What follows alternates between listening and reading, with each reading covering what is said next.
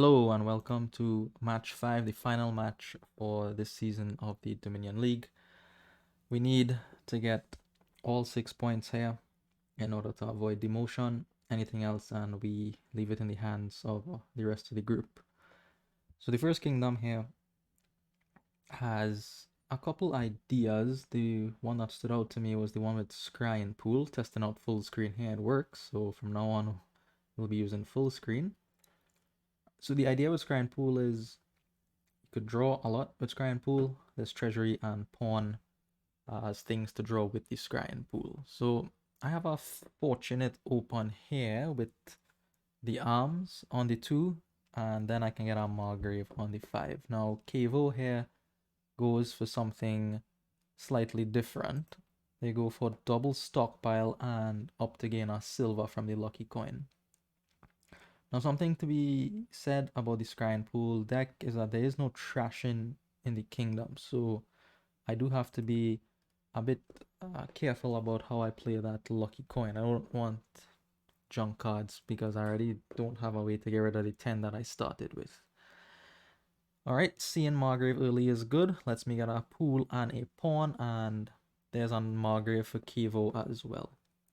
So no potion for them yet. I'm looking at them very carefully, especially with stockpile around. I've lost many games to people playing stockpile. I'm not good with the card at all, so I have to really keep an eye out for what they're doing here. Stockpile is a good card here, you know, it combines well with arms. You could buy something for 3 and then some arms to make use of the extra buy there. So more stockpiles for Cave-O. I got a treasury on the last turn. I opted to play my lucky coin for a second time. I figured it was worth getting the treasury, and I have a good turn here. I see this is all my action cards actually. Here I don't need to play the lucky coin. 8 is not better than 7 for my purposes. Just another treasury and another pawn. Treasury of course goes back on top. So a lot of stockpiles for Cave-O, and on this shuffle here we'll take our pause. They haven't picked up our potion at all, and they've picked up what 5 stockpiles now, and they have a Margrave. So to my knowledge, or from what I see, it looks like they are going for money, a money strategy here.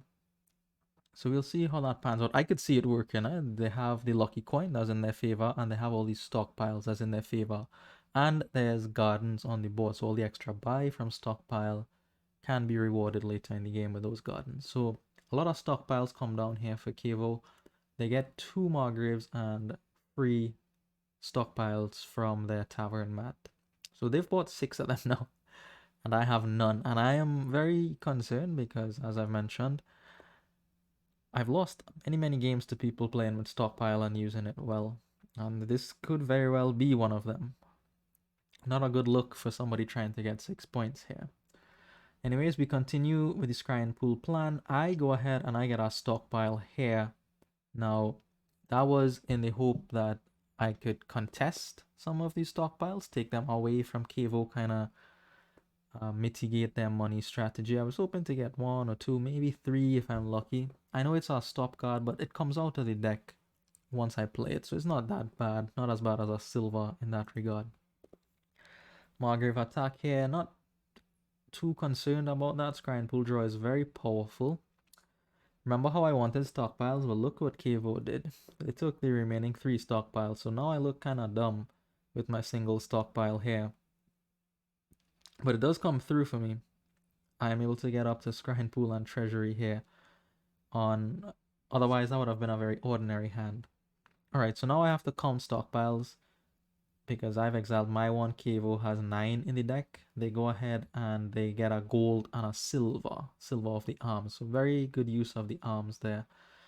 Once the stockpiles run out, you do need to replace it with actual money. So that's what is happening with Cave-O right now. Cave-O-Sapien.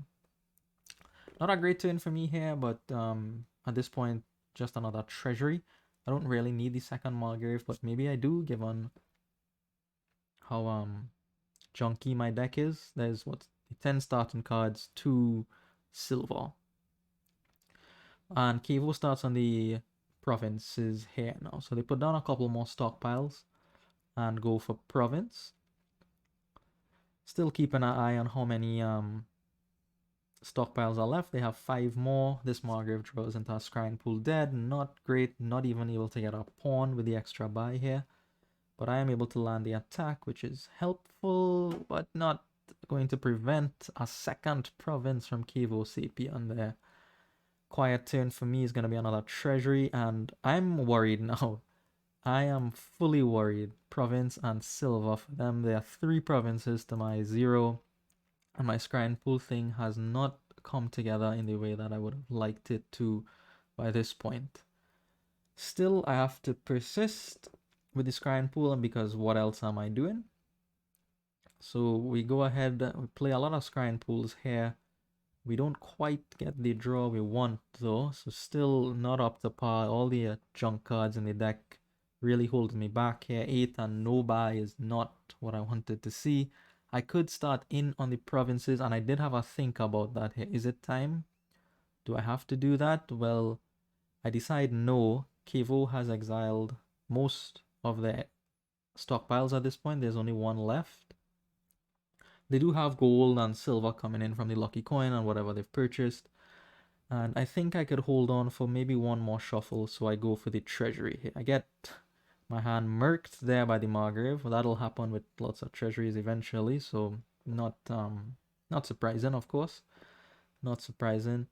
They don't have that good of a turn here, but now they do something very, very scary. They start picking up gardens, and that was the pile that I was angling towards myself so that I could catch up in points, but obviously they can do the same thing, right?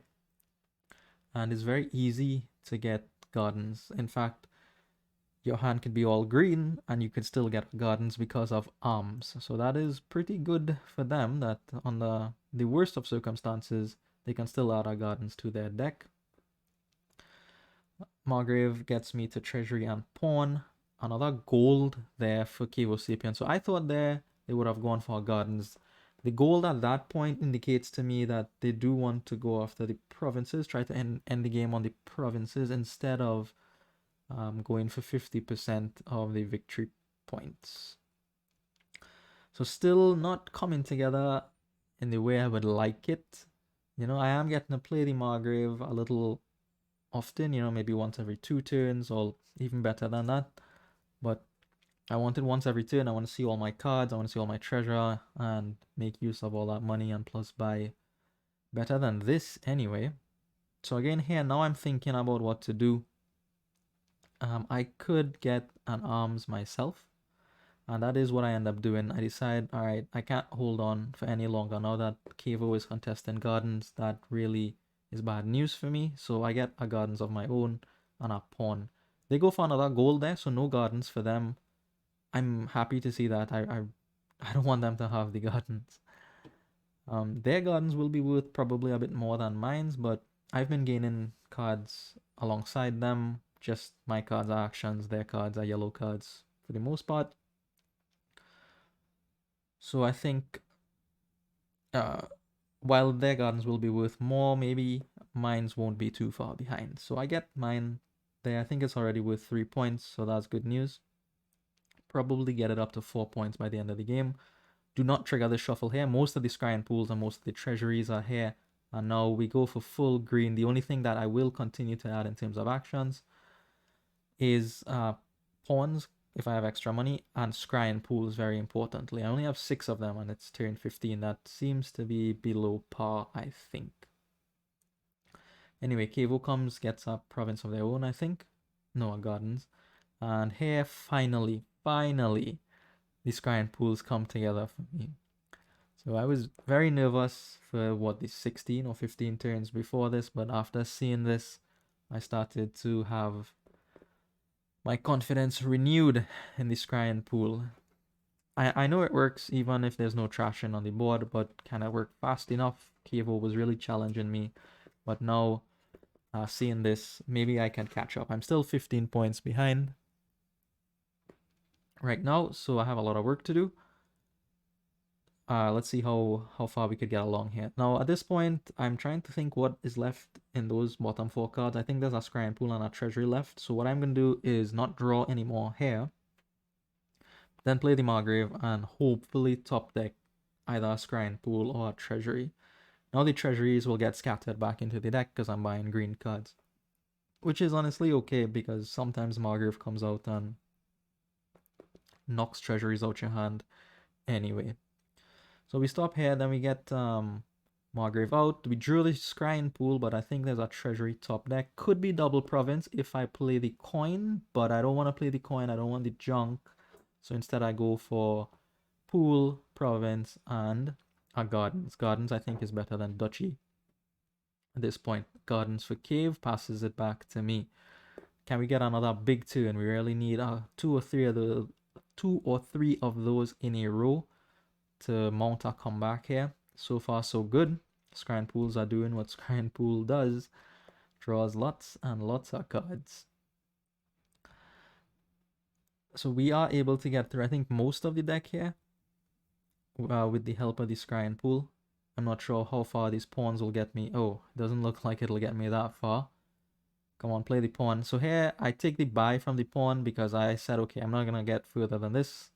And I take the extra buy from the Margrave as well. So now I count it out. Okay, I can get Pool, a Province, and Gardens. I don't think Cave could double Province with just 3 cards in hand. But what they can do apparently is single Province. So they make the play here. They have to, I think, make the play for single Province.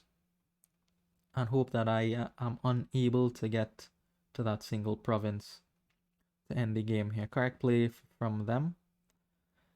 So can we get there? Can we get there? We caught up a fair bit. But now we need one final push to get us over the line. Tracking my deck here to see what's left. There are some actions left in there. I think there's a Scrying Pool at least. I am not going to go looking for it with the Scrying Pool. Instead, I probably can draw into it with the pawn and the Treasury. I don't know if that's right or not, but that's what I did. And hanging on by a thread here. Oof, oof, oof, ooh. We stop, and not only do we stop, we do not hit them with the Margrave. So they get a full hand size. Can they get it? Do they get it? No. No, $2 short, but enough for Gardens and Estate. So that is an interesting situation for me because I am 7 points adrift. So Province and Estate is not going to cut it for me. And I have no idea about deck size to know when my Gardens will tip over. I stall there, but so does Cave. Gives me another turn. And hopefully this is looking much better than the last turn. So yeah, that probably will seal it up. Cave-O resigns and we take game 1. Thank you for watching and I'll see you in the next one.